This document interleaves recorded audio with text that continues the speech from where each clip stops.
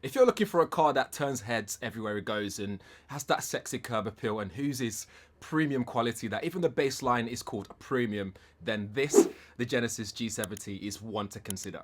It rivals the likes of the BMW 3 Series, Jaguar XE and even the Mercedes-Benz C-Class without spending that sort of money. Not many cars on the road get the same reactions from the passers-by like the G70. Whether it's that it looks like a Bentley with its crest grille or the fact that you don't see many of them on the road, who knows? But one thing that's for sure is that it has some distinctive elements like those two slits LED headlights up front, the bold grille, the sharp creases, and the lines on the side and the creases on the bonnet too. On the back, it has bold tailpipes and the clear Genesis writing that looks clean with a slight lip on the boot lid that gives it that extra sporty look.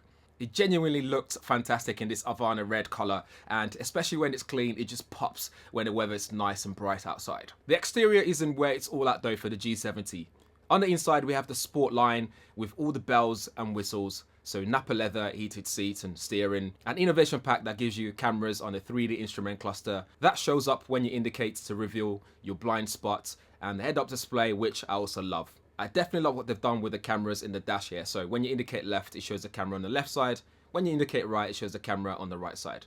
Generally, the inside looks and feels very premium, from the stitching used to the quality of materials just used all around the car.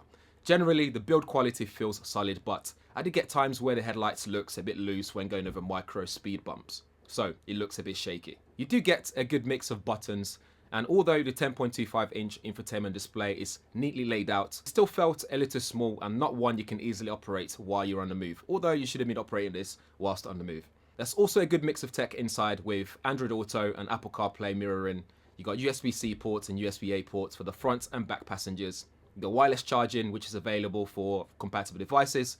And for a little bit of more money, you can opt for the Lexicon audio system with metal speaker grills, and it sounds amazing. You can go into settings and adjust your equalizer and the surround settings if you wish to do so. I actually love the welcome tune when you get in the car as well, and how the steering wheels just move to allow easy entry and exit. This is a great way to circumvent the fact that you don't get a flat bottom steering wheel. Driver's visibility I find is very sufficient and no complaints there at all, and the electronically controlled seats makes it even easier to get your sitting position right and comfortable. For space, you get 330 litres of boot space, which is smaller than its rivals, and the rear passenger knee room and the headroom could be better. I'm 5'11", so bear that in mind. And I also love that the front seat can be adjusted from the side, well, the passenger side can be adjusted from the side. A super convenient thing to do, so you don't have to reach over or have to get out to adjust that. All well and good so far with a good mix of premium quality materials to the tech inside of the car, but how about performance? Just like its trim level availability, you also get some engine options to choose from. There's a 2-litre turbocharged petrol engine in either the somewhat tamed 194 bhp or a faster 241 brake horsepower variant. Or you could get a slightly higher torqued 197 brake horsepower 2.2-litre diesel engine variant. Both the petrol engines have a 4-cylinder drum, and I have to say it's the most confusing engine setup I've ever driven to date. You have a switch in the car that lets you go from comfort all the way to Sports Plus, but don't get too excited as there isn't much difference when switching from comfort to sport mode. You simply get a stiffer car on the road with heavier steering wheel, but there's nothing really for its performance. And Sports Plus just takes off the traction control and ESP, so you can control the rear wheel drive as much as you can. The car software gets a little bit strange with the upshift and downshift, which can occur too early in this 2-litre turbo petrol version here, or just inconsistent. I also found the ride to be especially harsh when it doesn't need to be. So for a long journey, you get out of the car feeling a little bit exhausted. Going over bumps just feels like sleeping on hard floor versus a soft mattress. But you do get some quirky experiences, like when in sports mode, the side bolsters on the seats close in to hold you into position, which is pretty cool. Did I also mention you also get a bunch of safety equipment? So you get things like lane keep assist, forward collision avoidance assist, blind spot collision avoidance assist, rear cross traffic collision avoidance assist, and so much more.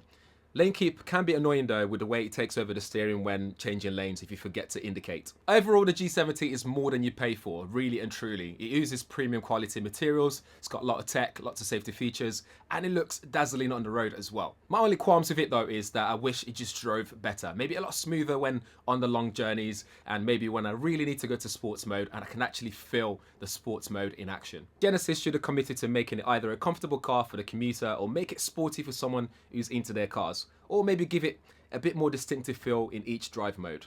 I want to feel comfortable when driving on a motorway, and when I need a speed and precise steering, I want that too in sports mode. For between £32,000 and £42,000, you are definitely getting a bargain though.